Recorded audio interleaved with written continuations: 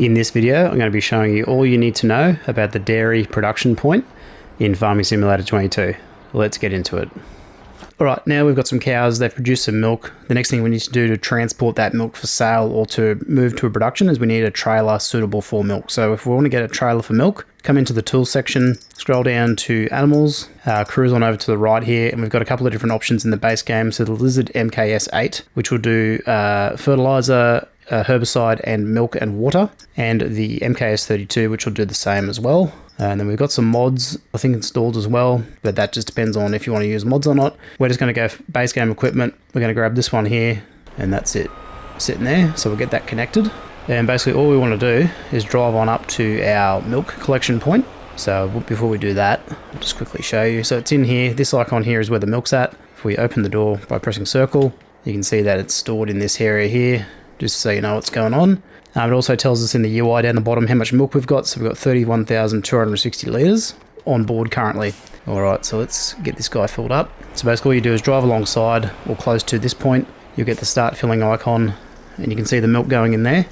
So we'll get this guy filled up. Alright, we've got 31,000 litres on board. So what we can do now is we can sell this milk directly, or we can turn it into other things through a production. So we'll talk about the selling first. So to find the sell points, you want to come into the prices menu, navigate down to milk, and we've got a couple of locations, 3 locations here. So we've got bakery, dairy, and Johnson's Farmers Market. So what we're going to do is we are going to go over to the dairy. So I'm going to tag the place, because I also want to show you something else when we head over there. Okay, so we've got that tagged. If we look on the map, once we cruise out of the view of this building, you can see the green beam of light over there. So on Elm Creek, if we have a look at the map quickly, where the dairy is located is over near Field 38 in this little industrial complex area. So that's where we're going to drive to. So I'm going to drive over there, and actually I'll just zoom out so you can get a bit of a view of where we're at. So in relation to the main shop, which is where we're located, down this way here. Okay. Right, so let's drive over there, and once we get there, we will continue with the milk delivery. All right, here we are at the dairy. So we're just going to pull on up to the sell point, which is right here. So we'll get the overloading trigger there. So it's back on up. So that'll overload the milk into the dairy, and you can see our money is going up. Now we've got 600 million because we're using the government subsidy sign. I'll let this sell, and then we'll come back in with the profit amount. Okay, there we go. So $67,127 of milk sold. So we're on easy economy here. That's why we've made a substantial amount. Now, if we go to our productions menu quickly, you can see we now have no production chains active. Okay. Now what a production chain is the dairy is one of the production chains, which I'll explain briefly in a second. The dairy basically encompasses these 3 buildings. Okay. And there's an interaction point at the front here, which we're going to have a look at now. Now basically this production point is available for purchase. So if we hit L3, we can buy this building for $70,000. Okay. So before that, I just want to show you something quickly. So in our finances menu, if we have a look at what we've sold in milk, so you can see here sold milk $67,127. What's actually happened here is we can use this as a sell point, which we've already talked about. Okay, so we're on the dairy here. So the dairy functions as a sell point before you purchase it. So you don't have to purchase this dairy, you can leave it as a sell point. However, if you want to purchase it, you can, and then it will now become a production, not a sell point. All right. Now you can also place a dairy down in the production menu, factories, and we can see the dairy. There's one here. This is this type of dairy. Okay. And then there is another one, which is this one here, which is basically identical to the one we've got here. So we've just got to place that on the land that we own. However, when we build our own dairy, it's a production point straight away. So it doesn't function as a sell point. So if you want to retain this building as a sell point, don't purchase it. But if you want to use it as a dairy, then go ahead and purchase it. Now, the other thing that you'll notice is when we purchase this, the milk that we've just sold to this dairy will now be in stock, ready to use for milk. Okay, so that's an extra tip. If you want to, you can sell all your milk into the dairy, fill it up first, and then purchase it. And then you've got milk on stock ready to be turned into productions, which allows you to basically double dip. So you get the sale of the milk first, and then you can turn it into productions. Whereas if you purchase it straight away, then put your milk in, you won't get paid for it. Okay. So I hope that makes sense. So let's go ahead and purchase this. Okay, building has been purchased. we can see that we've got 31,255 litres of milk in there. So that's from the milk we put in previously. So we've been able to offset the costs of the purchase because that 31,000 in milk netted us about 67,000 in sales. So you can sort of see how that's beneficial to do it that way, rather than purchasing this straight away and then adding the milk later, okay? All right, so we can come in here now and press L3, manage production point, and we've got a couple of different options for production chains. So you can see we've got butter, we've got cheese, we've got chocolate, we've got milk on the, so the items on the left are what can be produced from this production point. The items on the right, incoming materials, are milk and sugar. So this production point will receive milk. So we've already put some milk in there, and it will also receive sugar, which is going to be a separate tutorial on how to get sugar.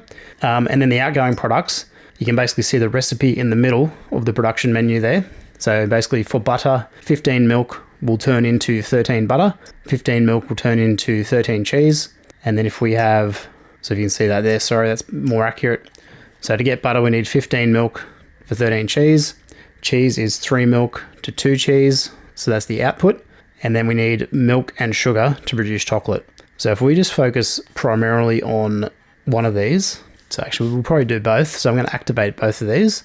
So they're already active by default. Now we've got them set to storing. So what that means is, what will happen is pallets of product, so chiefly here butter and cheese, are going to spawn in this location, which can then be used for further sale. So basically what we would do is either sell it directly or take it into another production chain such as cakes or wherever else receives butter and what was the other thing? Cheese. So you can sort of start to build out your productions with other production chains at this stage. So what we're going to do is I'm going to leave that there running, and then we're going to come back in and we'll see what products we get. All right, so we're back. So we've slept through 2 days now. So we've let the production chain run for a little bit. So basically you can see also there in the productions, we've got the statuses running for the butter. The cycles per month is 480, and the production cost per month basically relate to the cycle cost, okay? And that sort of gives you an indication of the overall cost and how much you can expect to produce per month, okay? So in this case, the butter will produce more. There'll be more output of butter because the recipe is higher and the cycle rate, well, the cycle rate's actually higher for cheese, but the recipe rate is much lower. So it's 3 into 2, whereas this one's 15 into 13. So you're basically getting almost equal quantity when you carry out the butter recipe. So let's have a look at the pallets that have spawned. So I want to mention too, this is set to storing. So outgoing products, butter and cheese, are set to storing here. And this is where they store. So we've got our butter just here. So we've got 2, 3, 4 pallets of butter. And then we've got our block of cheese here, which is 1,000 litres, 560 kilos. Now these pallets will be needed to be moved via auto-loading trailer or via forklift and a suitable trailer. And then they can be sold. So if we have a look at butter, let's go find butter. So butter can be sold at the fast food restaurant, grocery mart, Johnson's Farmers Market and the bakery. If you were to want to go down that path, and if you toggle through, you can see the peak price and the low price. Cheese, on the other hand, so it's 5,778, so it's actually quite valuable, and basically able to sell at the same places, okay? So I won't demonstrate how to move these via forklift or auto-loading trailer. You guys can have a look at my other tutorials on that. But yeah, that's basically how you take your milk, turn it into another product. Now, we can take this butter, for example, and turn that into cakes through the bakery. So that's an extended production chain tutorial. That basically closes off the life cycle of getting milk from our cows, taking it to a dairy, turning it into another product. Obviously, we haven't demonstrated the chocolate because we need sugar, but I'll do a bit more of an in-depth tutorial on the dairy at another stage where we look at all the productions together. So actually, one more thing before we move on. If we go back into the production point and we want to set this to auto sell, so you can do that this way. So instead of setting to storing, we can set it to selling. So what will happen now is every time a pallet is produced 1,000 litres, it'll automatically sell our product for the current market price, and we take about a 30 to 40% hit on that sale for the auto delivery, okay? So the benefit of doing it this way is, A, you don't have to transport it, you sell it automatically, so you get some cash flow. But the downside is because the auto selling penalty is so high, it's sometimes not worth it, in my opinion, to do that. You're better off stockpiling it, selling it in a big batch. But the only problem with that is you need some sort of auto-loading trailer. If you're on PC, you've got plenty of choices. Console, not as many choices, but it's still possible. But there are other mods in the production chain that allow you to, for example, if we change this to distributing, we can distribute this to the next production chain in line. So the butter will go to the appropriate production chain that needs it. And the cheese, if that's available, depending on the mods you play with, that'll do the same. Basically, the distributing will move it to the next location where it will be received, and you won't have to pay the penalty, okay? But if there's nowhere for it to go, it will stay here in storage until you set it to storing, okay?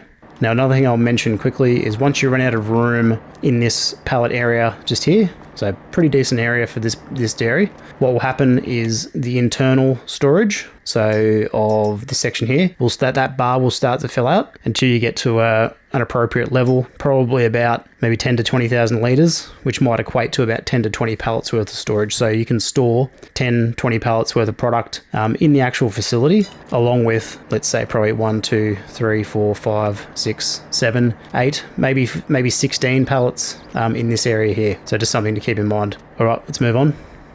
So there you have it, guys. My guide on the dairy production point in Farming Simulator 22.